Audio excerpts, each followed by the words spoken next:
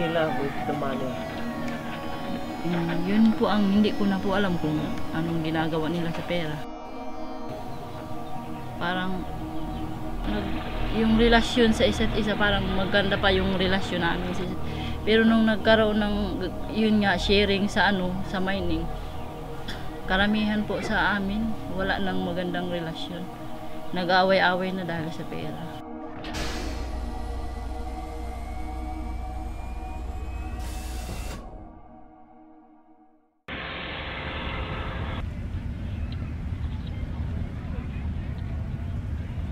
Country's second nickel processing plant in Surigao.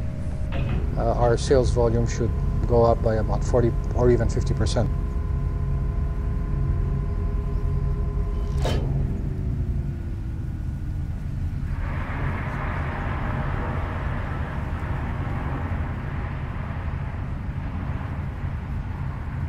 We are after the enemies of the state. Company is for the development of the place.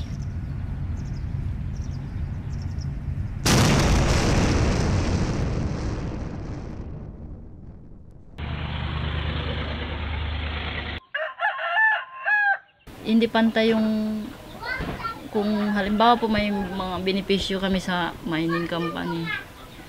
Yung pagkakahati-hati po ng pera namin, hindi po pantay-pantay. Mas malaki po yung leader namin. Para sa akin po siguro walang hiya eh. Bakit nila ginagawa yung ganun? Siguro wala silang awa sa amin ng mga membro sa Mayroon pang magtrabaho para sa trabaho? Sa ngayon wala na po.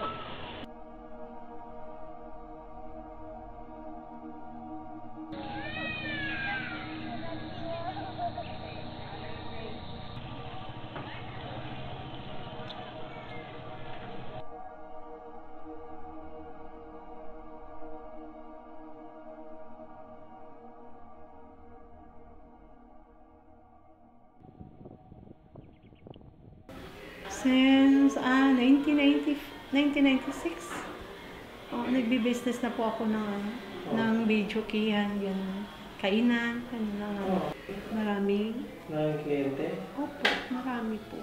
Yung mga babae pumupunta doon, humingi ng tulong sa akin. Kasi nung nasa mining na kami, malapit lang kasi kami sa office ng mining. Kaya marami talagang at saka malapit rin yung pier, yung mga foreign vessel, gano'n. Kaya marami na-ingit rin sa akin. Ang ko sa kanila per bottle, kung makabenta sila ng 10, mayroon silang 100. Kung gusto nila, siguro, kung text na sila, gano'n. Kung magka-boyfriend na sila, yun, umaalis na sila. Wala na ako doon. Kaya marami na-ingit rin sa akin. Pinapapunta ako doon sa mayor, kasi nirereklamo nila ako.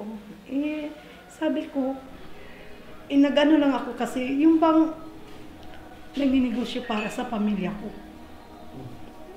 Kaya sabi nila, intindihan ni Mayor na, sige, pag-negosyo kasi hindi ka naman nagnakaw.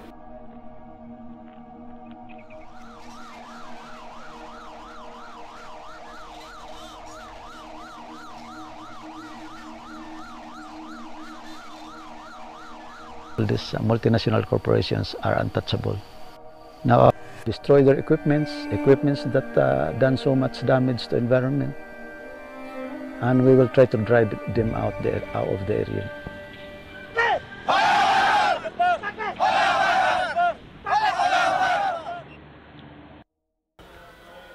Kaya yung part sa ko, yung sa kaso ko, hindi po ako ang yung kaibigan ko, yun ang doon, nagdala ng drugs, pero hindi sa akin. Gusto mo video kay sila o hindi? Ay, hindi po. Ayoko na kung ano man yung ko, ayoko sa kanila. Inaano na sila sa school, na yung mama mo nakulong sa gas ka na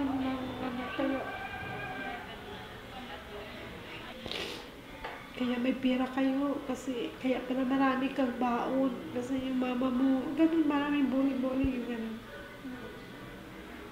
sabi nung anak ko, pag makalabas ka, punta tayo na Maynila. Muna tayo kasi wala nakakilala sa atin. Sa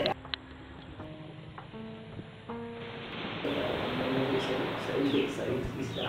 Ay, kasi ngayon, parang ano na kasi, parang konti na lang yung isda ngayon sa Karaskal.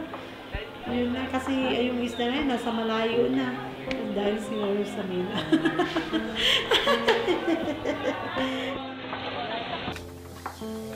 Sitio Hanayan, Barangay Jatagon, Ilianga, Surigao del Sur has been a virtual ghost town for more than 2 weeks now. Residents are afraid to return to their homes after the killing of Manobo tribal leaders Junel Campos and Dato Hubelio and Emerito Samarca last September 1st. Alcadef Director Emerito Samarca was buried in Butuan last Saturday. His family continues to cry for justice.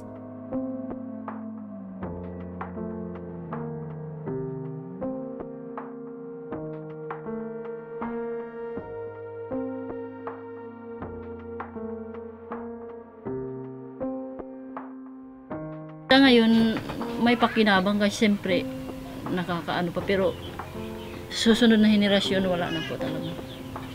Kumbaga, nasisira na yung kalikasan, wala na silang ano.